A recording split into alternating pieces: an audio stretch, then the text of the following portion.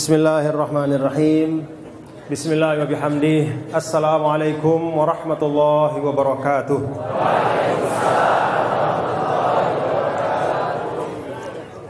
Alhamdulillah. Wassalatu wassalamu ala Rasulillah Nabiyyina Muhammad ibn Abdillah wa ala alihi wa sahbihi wa man tabi'ahu wa nasarahu wa walah. Amma ba'du.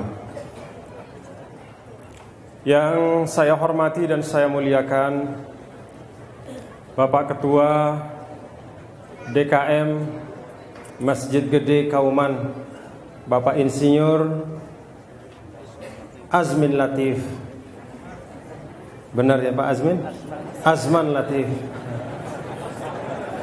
Bapak Azman Latif dan seluruh para orang tua, para guru, para hafiz, para ustaz, para qori dan seluruh bapak ibu, saudara-saudaraku, kaum muslimin dan muslimat yang dirahmati Allah Subhanahu wa taala.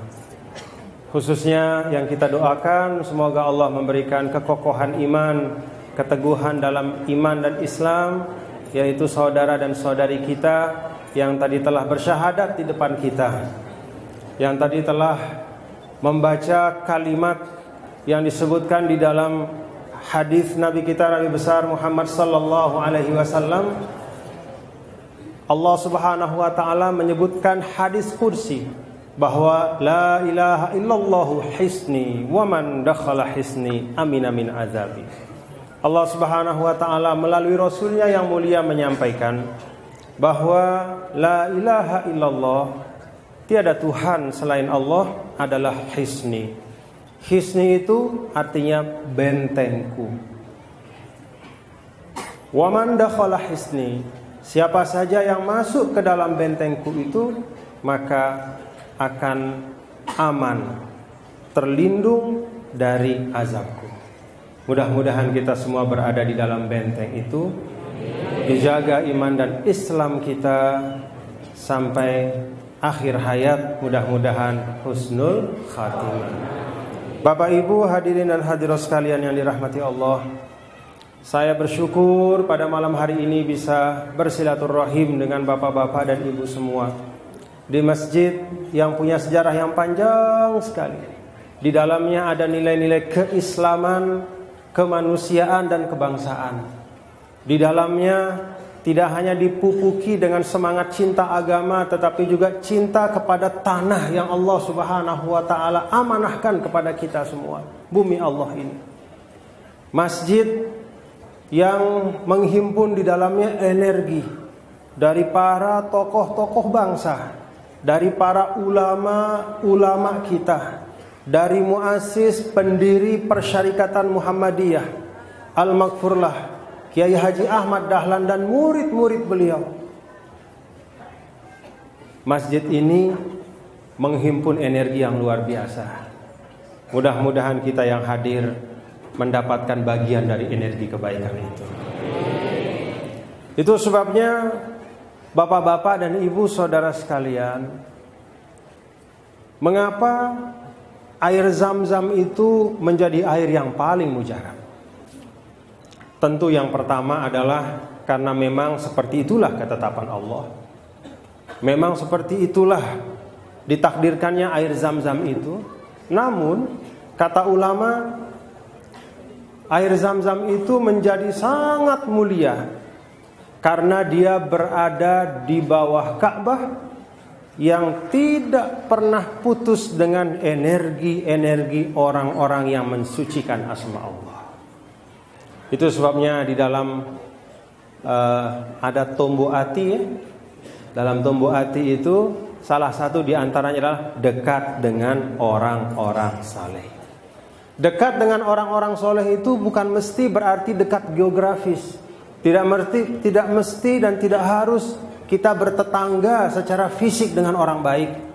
Tetapi dekat dengan orang soleh itu lebih tepat dimaknakan bahwa kita satu visi dengan mereka, bahwa cita-cita mereka juga menjadi cita-cita kita, bahwa harapan dan perjuangan mereka juga menjadi harapan dan perjuangan kita. termasuk diantaranya guru kita Al-Maghfurlah Kiai Haji Ahmad Dahlan, semoga Allah merahmati beliau dan semua guru-guru kita yang mendahului kita. Maka bapak-bapak dan saudara-saudara sekalian, salah satu dari jalan kita yang diajarkan di dalam Islam untuk melipat gandakan semangat juang, untuk melipat gandakan energi yang baik dalam diri kita secara pribadi maupun secara kolektif adalah dengan mendatangi tempat-tempat yang baik. Bolehlah pada kesempatan ini saya menyampaikan apresiasi dan penghargaan kepada masyarakat Jogja yang walaupun di depan di Malioboro itu tidak pernah sepi sepanjang waktu, jalan-jalannya macet selalu, apalagi weekend, long weekend seperti ini, tapi ternyata masjidnya pun, Masjid Gede Kauman ini ternyata juga ramai dengan kita semua yang hadir di dalam majelis ilmu dan majelis silaturahim ini. Alhamdulillah. Bapak-bapak dan ibu saudara-saudara sekalian, menjelang Ramadan kita bersilaturahim. Dan dalam silaturahim seperti ini, salah satu yang perlu untuk terus kita segarkan. Islam itu mengajarkan pembiasaan. Salah satu dari pembiasaan itu adalah tajdid. Tajdid itu artinya memperbaharui hal-hal penting, konsep-konsep dasar.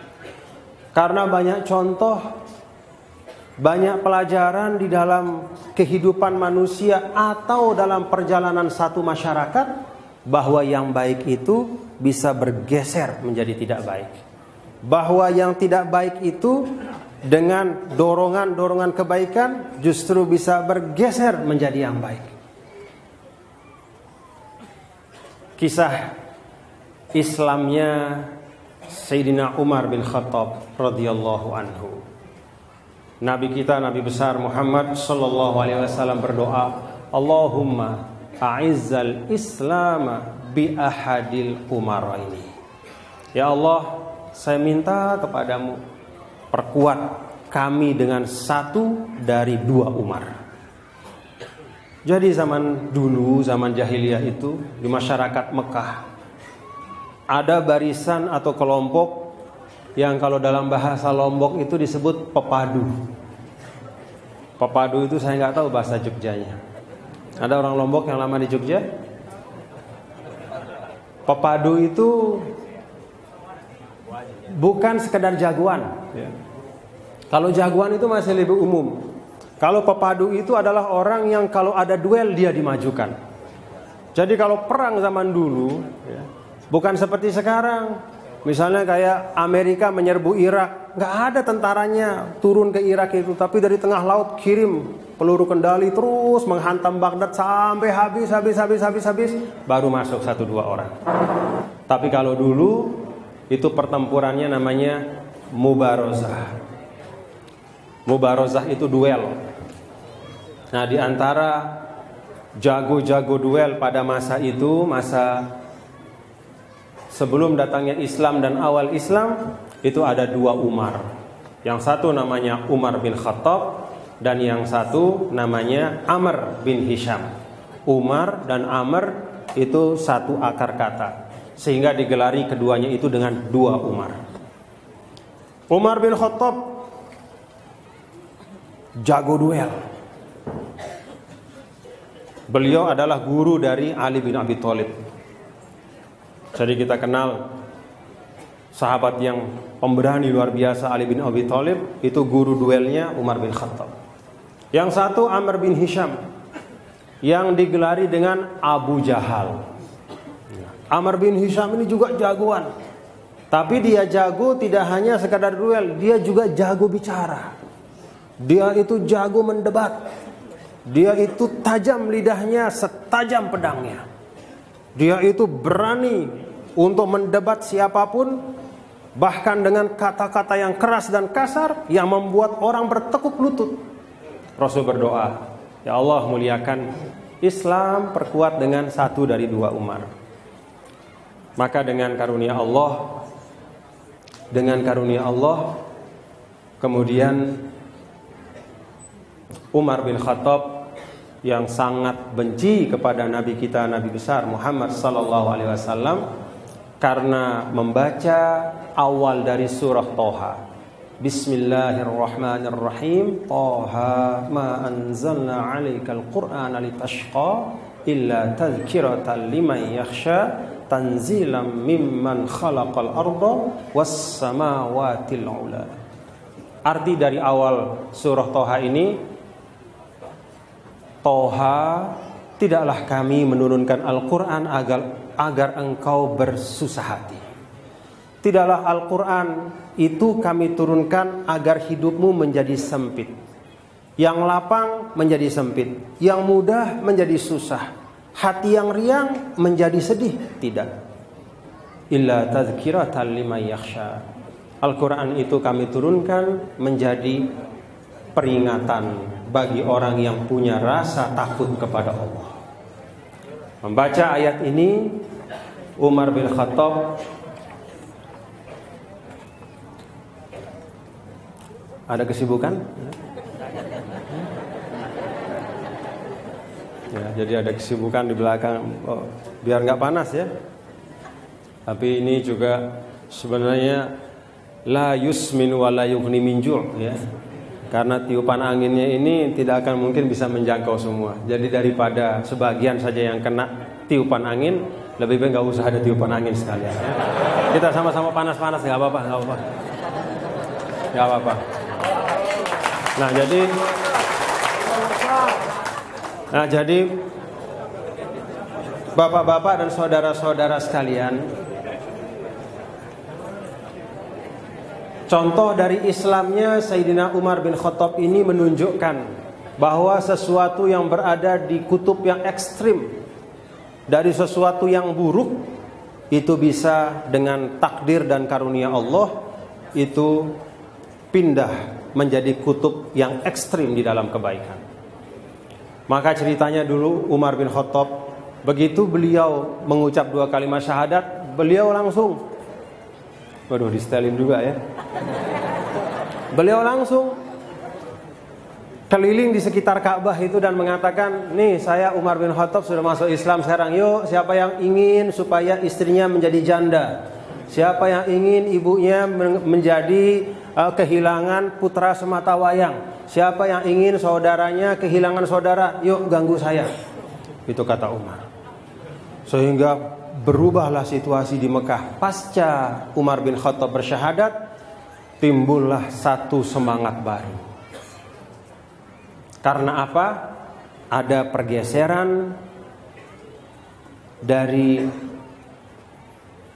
seorang yang semula benci dan tidak suka kepada Islam menjadi orang yang membela dengan lahir batinnya agama Islam.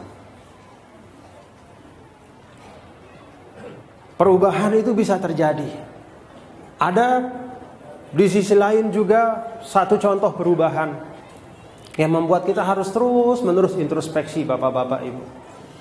Ada seorang dulu yang termasuk katabatul wahyi. Katabatul wahyi itu adalah kelompok dari sahabat yang ditugaskan untuk menulis Al-Quran ketika turun kepada Nabi kita, Nabi Muhammad sallallahu alaihi wasallam. Ada satu di antara penulis itu namanya Abdullah ibnu Abis Sarah. Abdullah ini orang baik. Dia tulisannya juga bagus, rajin menulis. Semua yang Rasulullah sallallahu alaihi wasallam perintahkan, dia segera tulis. Suatu ketika turunlah firman Allah Subhanahu wa taala yang menceritakan tentang tahapan-tahapan penciptaan manusia. Bahwa manusia itu diciptakan dari setetes air, lalu menjadi segumpal darah, lalu menjadi segumpal daging, lalu kemudian tumbuh tulang-tulang dan panca indera dan sempurna, kemudian baru keluar ke alam dunia. Kata Abdullah bin Abi Sarah, ketika menulis itu dia dalam hatinya kemudian mengatakan, Tabarakallah ahsanul khaliqin. Terucap dari mulut beliau bersamaan dengan Rasulullah SAW memerintahkan untuk menulis yang sama dengan itu. Abdullah, tulislah, fatabarakallahu ahsanul khaliqin.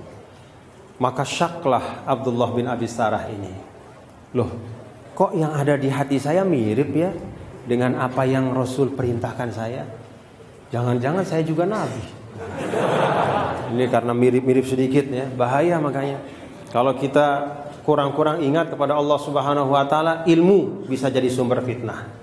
Kalau kita kurang-kurang ingat kepada Allah Subhanahu wa taala, harta bisa menjadi sumber kehancuran. Kalau kita lupa untuk selalu ingat kepada Allah, jabatan bisa menjadi sebab kebinasaan. Karena ada dia punya firasat yang mirip dengan apa yang Rasul kemudian perintahkan, uktub, tulis Abdullah, fatabarakallahu ahsanul khaliqin. Kata Abdullah, kok di hati saya mirip dengan yang tadi ini? Berarti saya dapat ilham juga. Akhirnya biji keraguan itu tidak segera dia singkirkan, justru dia biarkan. Dari benih keraguan kecil sekali, dia kemudian tumbuh besar. Dan keraguan ini memang adalah keraguan dari jenis al-kibru, yaitu jenis kesombongan. Makanya Nabi kita Nabi Muhammad SAW menyampaikan, la yadkhulal jannata man kana fi qalbihi mithqalu dzarratin min kibrin. Takkan bisa menginjak surga orang yang hatinya ada benih kesombongan. Jadi apapun yang dimulai dari benih kesombongan itu pasti menghancurkan. Sesaat setelah itu Abdullah bin Abi Sarah itu kemudian timbul keraguannya, dan pada akhirnya apa yang terjadi? Dia kembali ke Mekah dan mengumumkan kemurtadannya, dan dia bercerita di Mekah menjelek-jelekkan keadaan umat, memfitnah Rasul, kemudian ikut bersama dengan pasukan Quraisy dan kemudian meninggal mati di dalam peperangan. Tidak dalam keadaan mati syahid, tetapi na'udzubillah min dzalik bersama musyrikin. Penulis wahyu bisa bergeser karena membiarkan sesuatu dalam dirinya menutup imannya. Seorang yang sangat benci bisa bergeser menjadi seorang yang cinta pada kebenaran karena dia merawat semangat mencari kebenaran dalam hatinya. Maka kegiatan dan majelis seperti ini, Bapak-bapak Ibu, bukanlah untuk menciptakan sesuatu yang baru dalam diri kita. Bukanlah untuk mengadakan hal yang tidak ada dalam diri kita. Tetapi majelis zikir seperti ini, seperti namanya, yaitu majlisut tazkir, mengingatkan kita, menyegarkan konsep-konsep pemahaman kita terhadap Islam yang kita cintai, agar Islam yang kita cintai itu tidak hanya menjadi warisan yang kita terima dari orang tua kita, tetapi juga menjadi acuan, menjadi ruh di dalam kita bergerak, di dalam kita beraktivitas, agar semangat berislam yang baik itu tetap hidup dalam diri kita. Maka di dalam satu kesempatan Nabi yang mulia mengatakan, jaddidu imanakum. Qalu kaifa nujaddidu imanana ya Rasulullah? Qala biqauli la ilaha illallah. Ayo bersama-sama, la ilaha illallah, la ilaha illallah. Kata Rasul, perbaharuilah iman kalian. Ditanya oleh sahabat, bagaimana caranya ya Rasul kami memperbaharui, menyegarkan kembali iman kami? Yaitu dengan memperbanyak membaca la ilaha illallah. Bapak-bapak dan ibu, saudara-saudara sekalian, majlis ini untuk menyegarkan diri kita menyambut Ramadan. Apa yang ingin kita segarkan? Ya tentu bapak-bapak dan saudara-saudara, yang ingin kita segarkan adalah pemahaman kita terhadap hal-hal mendasar. Bagaimana Islam memandang kehidupan, agar kita selalu ingat bahwa sekarang ini adalah tahapan menuju yang berikutnya.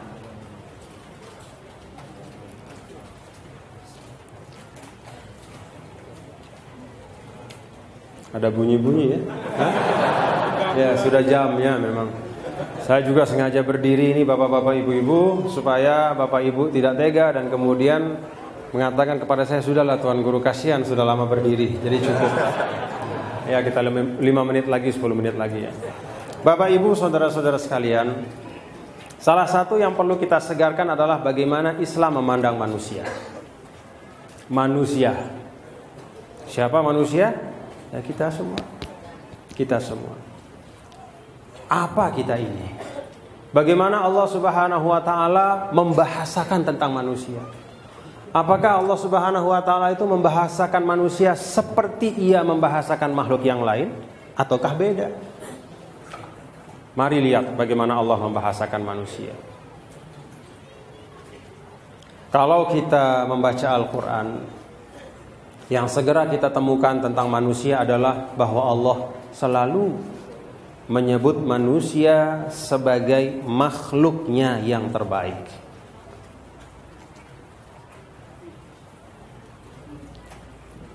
Laqad khalaqnal insana fi ahsani taqwim. Ahsani taqwim. Banyak yang mengatakan itu merujuk, takwim di situ merujuk kepada postur. Artinya model lahiriah kita.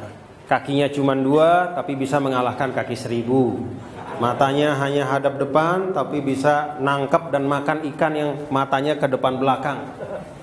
Badan kita kecil tapi bisa menunggang gajah yang besar. Postur kita diberikan oleh Allah Subhanahu wa taala sederhana sekali. 1 dan 2 bilangannya. Mata 2, telinga 2, hidung 1, mulut 1 dan 2 saja, tetapi dalam bentuk yang paling optimal dan paling efektif. Itu satu pemahaman. Tapi pemahaman yang lain, laqad khalaqnal insana fi ahsani taqwim. Taqwim itu dari qimah. Qimah itu artinya nilai. Apa yang dinilai dari manusia? Ya tentu bukan sekedar fisiknya, tapi yang paling berharga dari manusia adalah apa yang ada di dalamnya. Jiwanya, mentalnya, pikirannya, akalnya. Allah menciptakan manusia tidak hanya terbaik dari fisiknya, tetapi juga semua apa yang ada di dalamnya. Alladzi ahsana kulla syai'in khalaqah wa bada'a khalqal insani min tin. Bagaimana Allah memuji dirinya? Coba bapak-bapak bayangkan. Saya Muhammad Zainul Majdi ini jangan dianggap remeh loh bapak-bapak. Saya ini dipuji oleh Allah. Bapak siapa namanya? Mukti Budi. Nah, Pak Budi. Jangan ada seorang pun yang boleh merendahkan Pak Budi dalam keadaan apapun. Karena apa? Alladzi ahsana kulla syai'in khalaqah. Allah Subhanahu wa taala itu membaguskan dan mengelokkan seelok-eloknya penciptaannya. Siapa penciptaannya itu? Ada ayat berikutnya, wa bada khalqal insani min tin. Itulah penciptaan manusia yang orang tua kita Adam alaihissalam dari segumpal tanah dan kita semua dari setetes air. Jadi selalu bahasa Allah tentang Al-Quran, bahasa Allah tentang manusia dalam Al-Quran itu selalu dalam bentuk yang terbaik. Apa yang ingin saya sampaikan Bapak Saudara?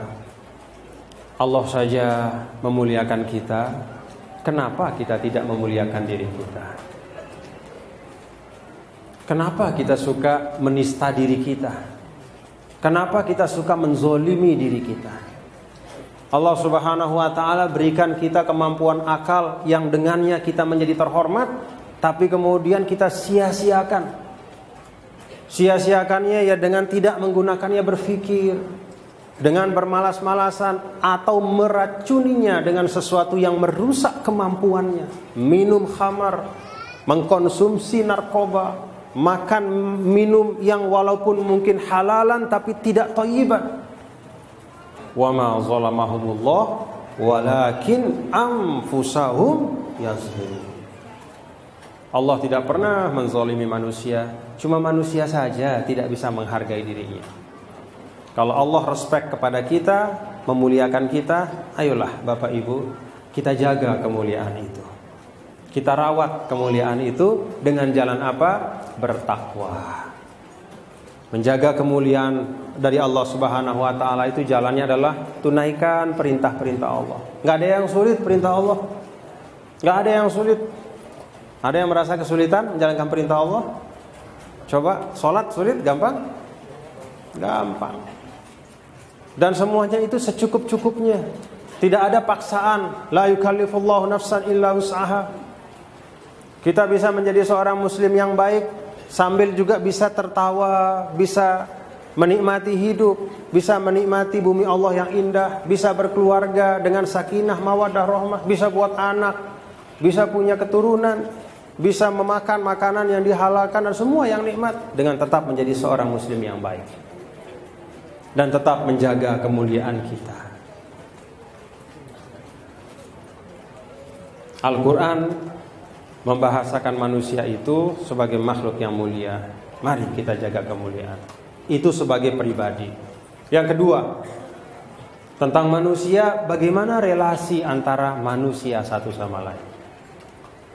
Rasulullah SAW meringkas interaksi antar manusia dalam hadis yang pendek sekali. An-nasu sawasiyatun ka'asnanil mushti. Atau kama qala. Manusia itu setara seperti gigi sisir. Punya sisir, ibu-ibu? Sisir itu giginya rata nggak? Mau nggak nyisir sama gigi sisir yang naik turun? Ya, bisa rata nggak rambutnya? Tidak. Kata Rasul, manusia itu setara seperti gigi sisir yang rata. Itulah ringkasan dari seluruh interaksi manusia. Apa penjelasannya? Ya ayyuhan nasu inna khalaqnakum min dzakarin wa untha wa ja'alnakum syu'uban wa qabaila lita'arafu inna akramakum 'indallahi atqakum innallaha 'alimun khabir. Wahai semua manusia, kami ciptakan kalian dari laki-laki dan perempuan, kami jadikan kalian bersuku-suku, berbangsa-bangsa untuk saling mengenal, lita'arafu, untuk saling belajar, untuk saling mengisi. Lita'arafu bukan lita'araku. Pakai fa bukan kaf. Kalau kaf lita'araku artinya untuk saling berantem. Lita'arafu artinya untuk saling berbaik-baikan, mengenal dan mendekat. Beda satu huruf itu bisa merubah makna secara total dalam bahasa Arab. Itu sebabnya kita perlu guru. Perlu guru. Tuh kalau di pesantren ada cerita nih ya, bapak-bapak. Ada orang dia sakit. Kemudian dia carilah obat dengan membuka kitab. Itu dia buka kitab, ada tertulis di situ bahwa obat dari penyakit adalah tulisannya di situ al-hayyatus sauda. Nah, mestinya habbatus sauda. Ya. Cuman ada cicak yang buang kotoran ke buku itu, tek, nambah bak jadi ya. Artinya beda. Habbatus sauda itu jinten, hayatus sauda ular hitam. Maka dia suruhlah orang cari ular hitam. Entah di mana didatangkan ular, disuruh ular itu menggigit, dia sakit, ya meninggallah dia. Itu gara-gara orang punya semangat mencari solusi tapi tanpa ada bimbingan dan guru. Maka kotoran cicak itu bisa merubah nasibnya. Ya. Hayatus sauda, habbatus sauda menjadi hayatus sauda. Jinten hitam menjadi ular hitam. Ya. Kan memang begitu ada ya di dalam kitab Al-Habbatus Sauda itu kan dari Nabi kita, Nabi besar Muhammad sallallahu alaihi wasallam. Jintan itu atau habbatus sauda itu adalah obat ya, untuk penyakit-penyakit tertentu. Nah ini salah dia. Hayatus sauda menjadi habbatus sauda jadi hayatus sauda. Nah Bapak Ibu Saudara sekalian, ya ayuhan nasu inna khalaqnakum min dzakarin wa unsa wa ja'alnakum syu'uban wa qabaila lita'arafu. Ini deklarasi macam setelah ini. Apa kata Allah dalam deklarasinya? Manusia itu laki perempuan kami jadikan bersuku-suku, berbangsa-bangsa, berbeda segala macamnya, bukan untuk menjadi sebab saling menjelek-jelekan, apalagi bermusuhan dan saling menyakiti, tapi lita'arufu. Ini kata Allah. Kalau sudah Allah menyampaikan sami'na wa ata'na, dalam keadaan apapun. Jadi kita umat Islam itu tidak ada urusan dengan ras, tidak ada urusan dengan warna kulit orang itu putih atau hitam atau apa, matanya belok atau sipit, tidak ada urusan. Islam itu sama sekali tidak meletakkan kemuliaan, kehinaan pada urusan warna kulit, bentuk panca indera, rambutnya lurus atau keriting, badannya tinggi atau pendek, sukunya suku apa, bangsanya bangsa apa, tidak ada. Kata Rasul, kalau diringkas manusia itu katanya cuma ada dua macam saja. Fannasu rajulani, rajulun barrun taqiyun karimun 'ala Allah. Yang pertama, manusia itu adalah orang yang barrun taqi. Barrun itu cinta pada kebaikan, taqi itu suka kepada hal-hal yang mendekatkan pada takwa. Maka dengan dua hal itu karimun 'ala Allah, dia menjadi orang yang mulia di sisi Allah. Yang nomor dua, fajirun syaqiyun hayyinun 'ala Allah. Yang kedua itu orang yang suka cari-cari apa-apa yang enggak dibolehin sama Allah. Sampai-sampai bermaksiat pun dia sanggup ngeluarin duit berjuta-juta. Ada yang enggak tidur sampai subuh buat maksiat sampai matanya bengkak, ada. Berlelah-lelah dia di dalam hal yang tidak membawa kemanfaatan bagi dirinya, hanya kesenangan sesaat saja. Maka orang seperti itu, setinggi-tinggi jabatannya, sehebat-hebat apapun sebutannya, hayyinun 'ala Allah, enggak ada harganya di sisi Allah. Itulah Islam.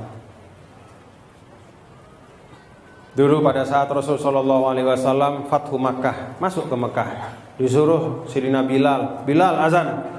Berdiri Bilal di ujung, di bagian yang tinggi dari kota Mekah itu, di dekat sofa tempat kalau kita mau sa'i itu, agak tinggi. Allahu Akbar. Apa kata orang Quraisy? Emangnya Muhammad tidak ada yang lain selain gagak hitam ini azan? Ada satu lagi mengatakan, aduh syukur bapak saya meninggal sebelum dia melihat hari ini, hari yang penuh kehinaan. Sampai ada orang gak keruan kayak begini, budak, kemudian azan di tempat yang paling disucikan oleh kita, di Masjidil Haram. Tuh orang jahiliyah. Merah muka Nabi, panggil semua. Apa kata Rasul? Innallaha qad azhaba ankum aibatal jahiliyah wa ta'azzumaha bi abaiha. Hei sahabat, hei manusia, bapak-bapak, ibu-ibu, Allah sudah menghilangkan semua residu-residu kejahiliahan. Apa residu kejahiliahan itu? Mengagungkan diri sendiri, menganggap diri paling hebat, menganggap diri lebih dibanding yang lain, sukunya paling hebat. Karena nenek moyang yang entah keberapa itu kebetulan misalnya menjadi atasan dari nenek moyang suku yang lain. Jadi orang Arab itu kalau lagi berantem, bapak-bapak, ibu-ibu, lucu ya. Mereka itu pinter-pinteran menyebut nenek moyang sampai paling atas. Misalnya kalau tingkat ketiga nenek moyang yaitu kakek itu masih sama, dia sebutlah bapaknya lagi. Misalnya masih sama juga derajatnya, dia sebut sampai berapa nanti. Begitu ketemu bahwa nenek moyangnya adalah lebih dibanding nenek moyang yang satu, baru selesai perdebatan.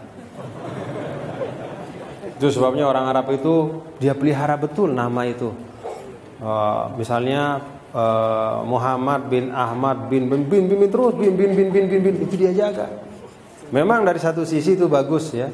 Jadi mencatat rantai genealogis ya, rantai keturunan. Tapi di sisi yang lain itu adalah bagian dari tradisi mereka untuk kalau tidak bisa bersaing di alam yang nyata sekarang, paling enggak nyombongin nenek moyang gitu kira-kira. Jadi walaupun dia susah atau apa, dia menyombongkan nenek moyangnya. Walaupun dia tidak berdaya pada masa kini sekarang, yang penting punya nenek moyang yang hebat. Itu zaman jahiliyah dulu. Nah, Rasulullah SAW merontokkan itu semua. dan mengembalikan kita pada fitrah. Apa fitrah kita? Ya ayuhan nas, inna khalaqnakum min dzakarin wa unsa wa ja'alnakum syu'uban wa qabaila lita'arafu. Sehingga dalam situasi apapun, Bapak Ibu Saudara, jangan bergeser dari prinsip ini. Ada isu apapun, jangan bergeser. Orang boleh rasis kepada kita, tapi kita tidak boleh rasis kepada seseorang selama kita muslim, karena Allah melarangnya. Berani kita melanggar kalau Allah sudah melarang? Apa pantas kita menyebut-nyebut, mencerca satu etnis tertentu semata-mata karena etnisnya? Padahal Allah sudah menegaskan, Rasulnya juga sudah menegaskan, melarang kita. Berani? Mestinya tidak berani. Salah satu dari pesan Rasulullah SAW kepada umat Islam adalah sebagaimana dalam sebuah hadis sebutkan, la takunu imma'atan. Jangan menjadi pembebek. Imma'ah itu pembebek. Rajulun la ra'yalahu, ikut sama angin saja. Bagaimana ilustrasinya? Taquluna in ahsanan nas ahsanna wa in zalamu zalamna. Orang pembebek itu adalah orang yang mengatakan kalau orang baik kita ikut baik, kalau orang buruk kita lawan buruk juga. Kata Rasul, wattinu anfusakum, jangan bergeser dari kebaikan. Apa bentuk kita tidak bergeser? In ahsanan nas ahsanna wa in asa'u fala tazalamu. Kalau fala tazlimu au kama qala. Kalau manusia baik, baiklah. Kalau manusia orang itu buruk pada kita, jangan menzoliminya. Tuh pesan dari Nabi yang mulia, Nabi besar Muhammad SAW. Jadi ini perlu kita luruskan, perlu kita segarkan. Agar apa Bapak Ibu Saudara sekalian? Agar apa yang baik yang kita perjuangkan jangan menjadi tidak baik hanya karena kita bias di dalam apa yang kita perjuangkan. Jangan karena ada satu dua hal, godaan-godaan yang membuat kita bisa bergeser dari prinsip kita, kemudian kita benar-benar bergeser. Kokohkan diri bahwa kita sebagai umat Islam dalam relasi sosial kita secara sederhana adalah relasi yang saling menghormati, saling menghargai, saling memuliakan.